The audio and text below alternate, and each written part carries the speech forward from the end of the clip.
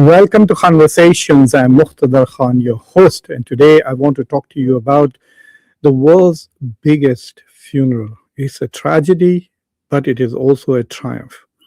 Right now, Iran, since July 4th, and for about a week, is organizing the funeral of their supreme leader who was assassinated by US and Israeli forces at the beginning of this war, Ayatollah Ali Khamenei. So it is amazing as to how many millions and millions. I was looking at German and French television reports and Al Jazeera, and the pictures are absolutely stunning. According to some estimates, over 30 million people are participating in mourning the loss of Iran's supreme leader, Ayatollah Khamenei. Uh, can you imagine that nearly one third of the country, or probably half of the adults, are out there mourning it? The images are astonishing. The images are astonishing, especially when you contrast them with Donald Trump's celebration of America's 250th birthday here in Washington, D.C., where just a few hundred and maybe a few thousand people came out to celebrate America. Donald Trump has ruined America for Americans also. So not many are enthused about celebrating America's 25th, shall we say, 250th birthday on July 4th. But the mourning and the masses that are turning out are unbelievable. The message that they are sending consistently, to me, is astonishing. The messages that they are sending is very, very clear. What they are saying is that we will not bow down to America, we will not bow down to Israel. So Iran's this celebration, you could say, or this demonstration of massive support for the Iranian government is essentially the Iranians basically saying that we are here to fight America. And so the chants are also against America, Israel, and Donald Trump. Donald Trump himself was stunned by the turnout, and he says, "Oh my God, I didn't believe. I thought they hated him." Well, that's because you listen to the biggest liar in the world, which is Netanyahu, who keeps on lying, and his Israeli proxies in America that you have surrounded yourself with. You have ambassadors representing your country, which says that your country would not exist if some foreign country did not exist. And this is Mike Huckabee of the U.S. ambassador to Israel. So American establishment right now, Donald Trump has surrounded himself, or except a few people like J.D. Vance, who are more loyal to Israel than they are to the United States. You can hear it from their speeches. Go listen to them. People like Ted Cruz, who say that the only reason why he ran for the U.S. Senate is to defend Israel and things like that. So for him, he's constantly lied to, and he trusts these people. I don't know why. By now, he should have realized that everything that Israel and Netanyahu told him about Iran are lies. He does not listen to his own intelligence services, which told him at the beginning of this war that Iran was not a threat at all to the United States, but he still went to war. He was told by his own intelligence that Iran will take over the Strait of Hormuz, but the Israelis said no. But anyway, this is not about how stupid President Trump can get. This is about Iran. Iran has done amazing 8,000 strikes by Israel and 13,000 strikes by the United States. I just learned that the United States in the first month alone shot over 800 cruise missiles at Iran, each costing millions of dollars. The US has thrown more ammunition at Iran in the last month and a half than it has in many of its previous wars cumulatively. So in spite of all the destruction that the United States could cause, the Iranian people are standing there. They are standing with their government. There are no protests. They are not trying to bring about regime change. Donald Trump's every goal has failed. And the Iranian people are showing out today, and they're coming out and telling them that, yes, we know you're going to attack us again. This is what Israel does, just war, war, war, war, war, war, kill, kill, kill. It has killed over 21,000 children in Gaza alone, killed nearly 4,000 people in Lebanon, killed school children in Iran. So yes, this is all Israel can do, and America has no autonomy, no freedom. It has to do whatever Israel wants. So yes, there will be another war with Iran soon that Donald Trump is going to fight for Israel. But the Iranians know this, and yet they're standing out there and saying, we will defy you. I mean, this is such a profound message. It is resonating all over the world. Here in the United States, it is so idiotic. I was watching Netanyahu on Fox News when he saw these protests. Let me show you some of the videos and then I'll talk about Netanyahu. When he was asked, after all this bombing, why didn't the regime collapse? And he had a silly answer, because the regime is repressive. No, but your logic was that if we hit Iran, the people will rise, but people have not risen up. Instead, they are standing here firmly with Iran.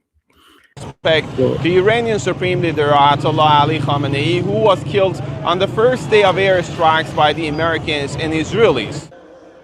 From the early hours of the morning, crowds of mourners poured into the streets more than 4 months after the assassination of the Supreme Leader. The coffins of Ayatollah Khamenei and 4 members of his family will be taken to a similar ceremony in Qom, one of Iran's holiest cities, on Tuesday, before being transported to the Iraqi holy cities of Karbala and Najaf. They will eventually be laid to rest in Mashhad, home to the shrine of Imam Reza, the 8th Imam in Shia. Today's funeral, one of the most significant ceremonies in the country's history, was attended by Iran's highest-ranking officials, including President Masoud Pezeshkian, the head of judiciary, the commander of IRGC Quds Force, and the head of Atomic Energy Organization of the country.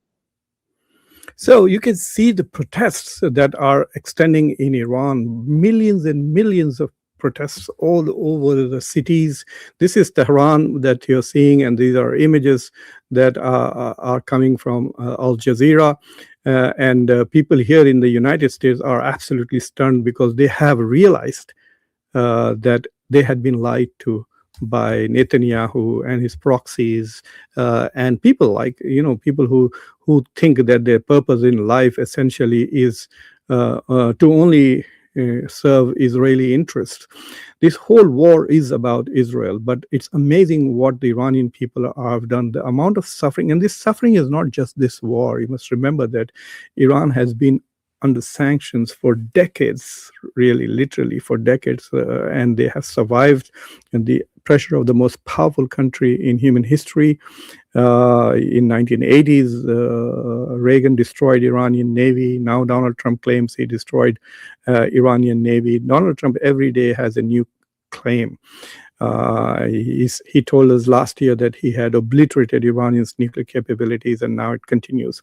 Anyway, so coming back to the point of the Khamenei, I think one of the things that the Iranians have done is they have demonstrated to the world that they are going to stand up for their dignity. They will stand up for their autonomy. They will stand up for their freedom, and they will not be bullied by Western imperialism and Western colonial powers. Remember this, Israel is continuing to commit a genocide in Gaza at this moment. Even as we speak, thousands, even after ceasefire, more than 1,000 Palestinians have been killed in Gaza. It still occupies more than half of Gaza, or at least half of it. According to the latest UN report, 21,000 children were targeted and killed by Israel, and about 40,000 of them have been maimed and injured. This is the country that the West claims it has morality on its side, while defending and waging wars based on lies. And the rest of the world is beginning to realize this very clearly. Even some European countries and Americans are beginning to realize that increasingly candidates in the United States are winning elections by opposing the Israeli lobby, which lies and buys American politicians on Israel's behalf.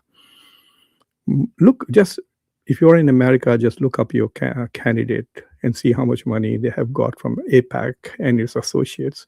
There's an AIPAC tracker now out there doing a great job of exposing the amount of money that our politicians take from the Israeli lobby.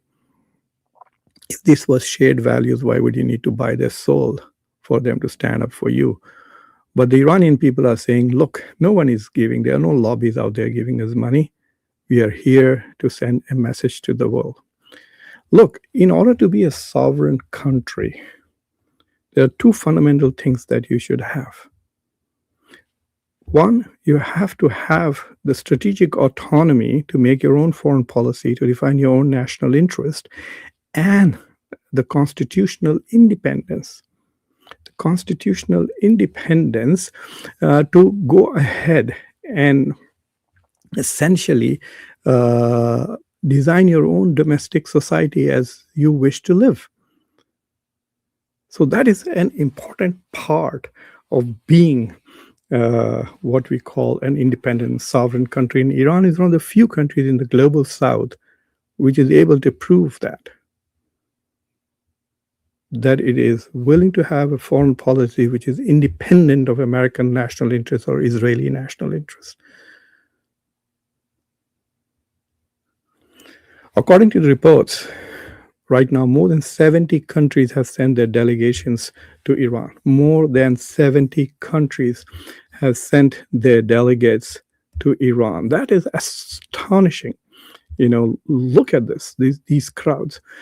And not only that, some of the most prominent delegations have come from the most prominent countries: Russia, China, India.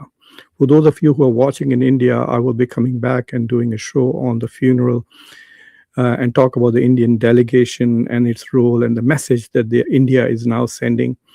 After saying, Modi said that we stand with Israel, but the delegation says we also stand with Iran. That is the message that India is sending. And that is something that should concern the US as well as Israel. Like Donald Trump said, Israel has no friends in this world except those it buys with money or it bullies with various ways of shutting them down. Either through bullying or buying, the only two ways in which Israel finds its supporters.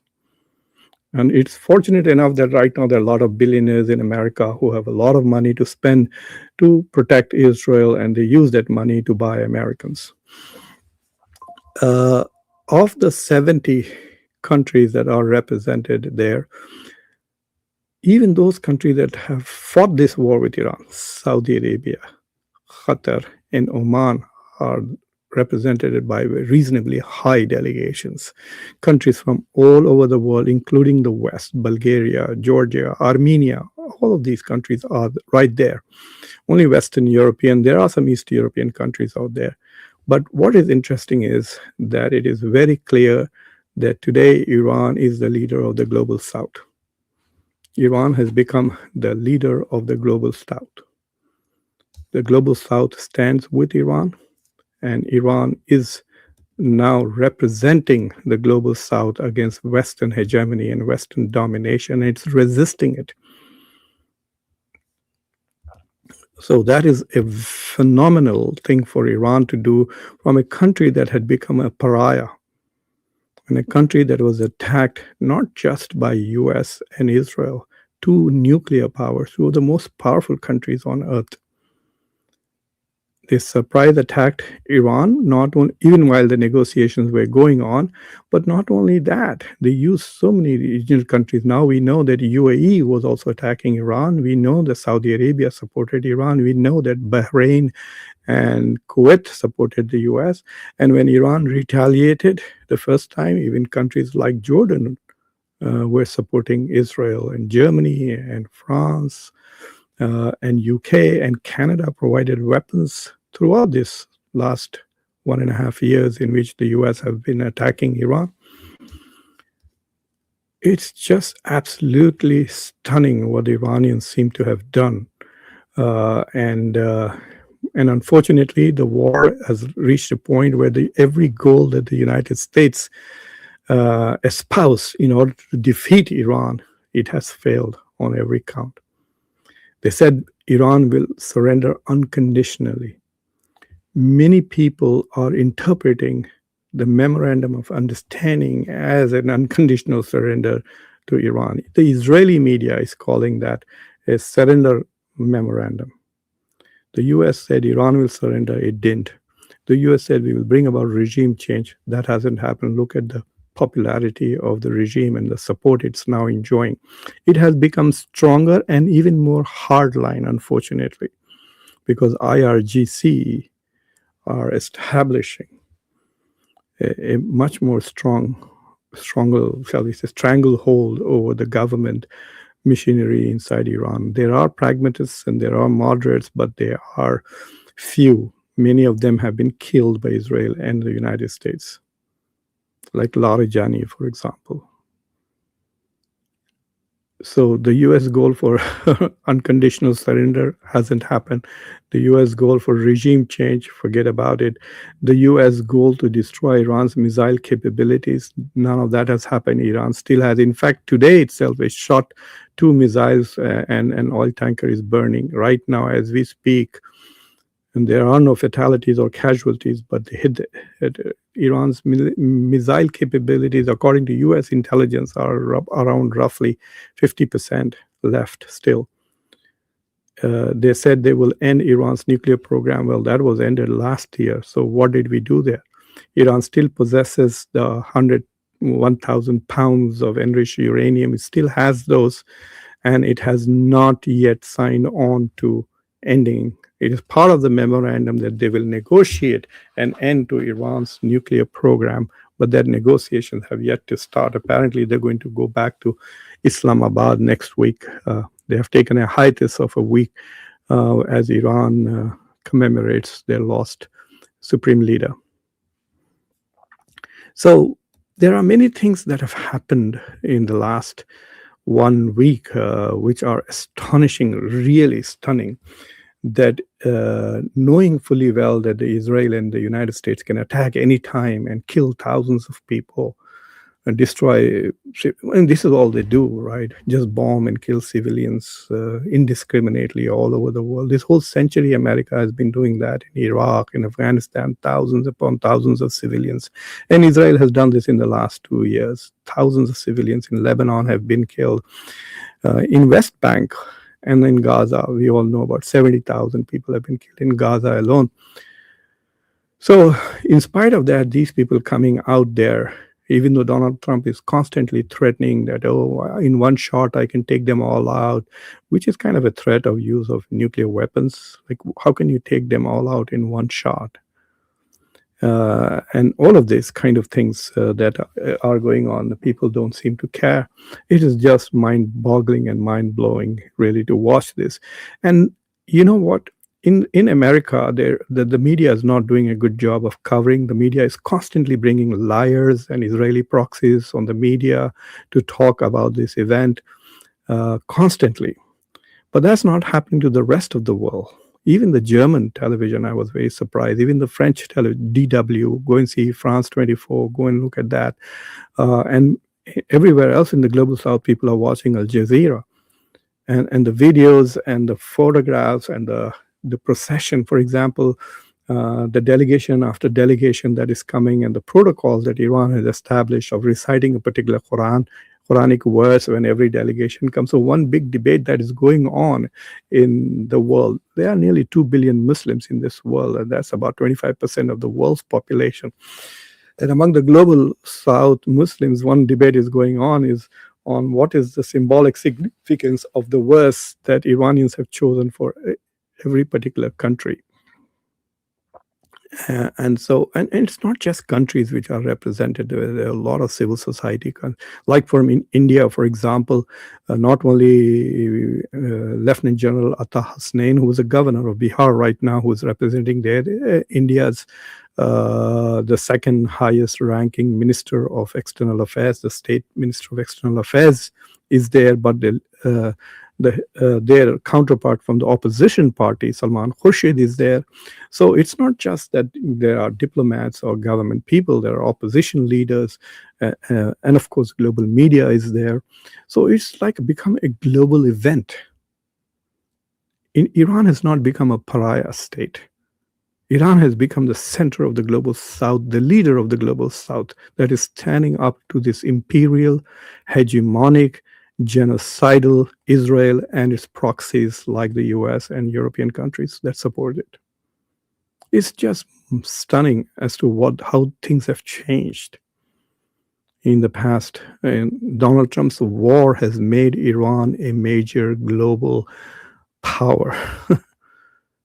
It is dictating the geopolitics of the Gulf, which impacts the global economy.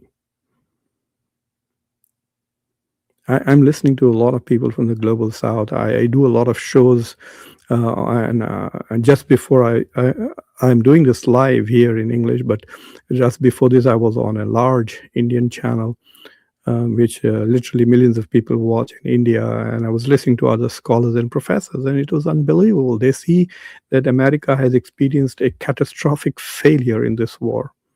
They're very critical of India's government's official position of standing with Israel. They think they have stood up with a loser, a moral loser as well as a strategic loser.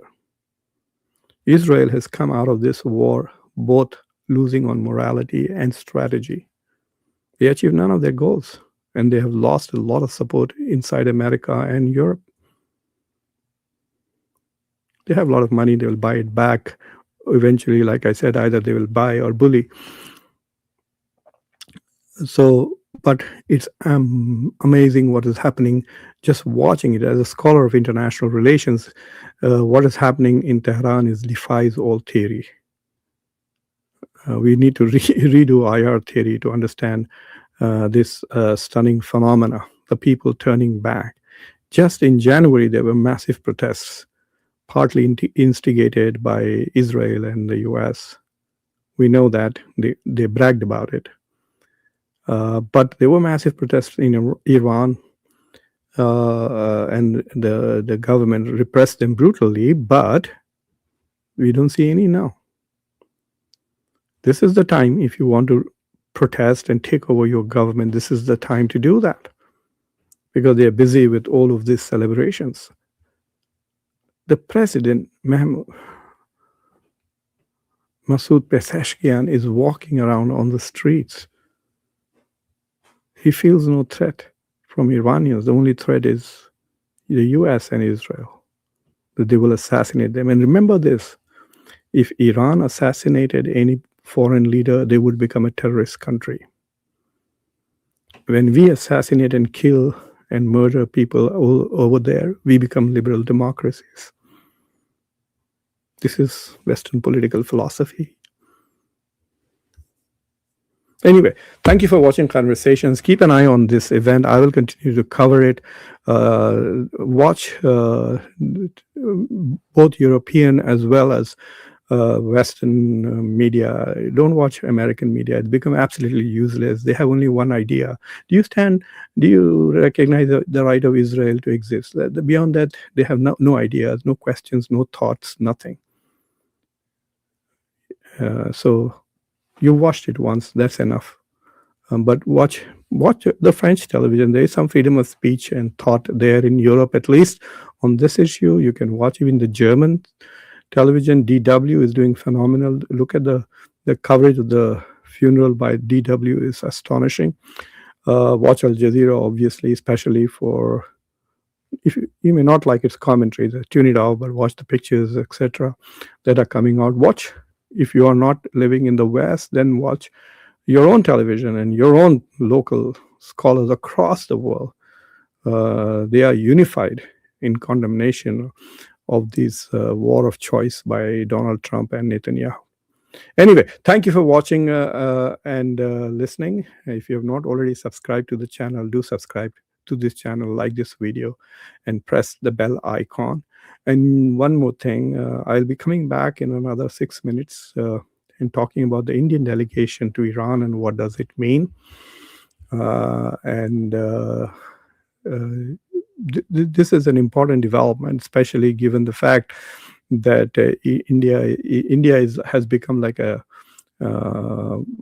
fighting on both sides, claiming to be with Iran also, while it's also with Israel, etc. So just come back again if you are in India and you follow Hindi and Urdu. If you're in Pakistan or anywhere else and you understand the language, you're welcome to watch.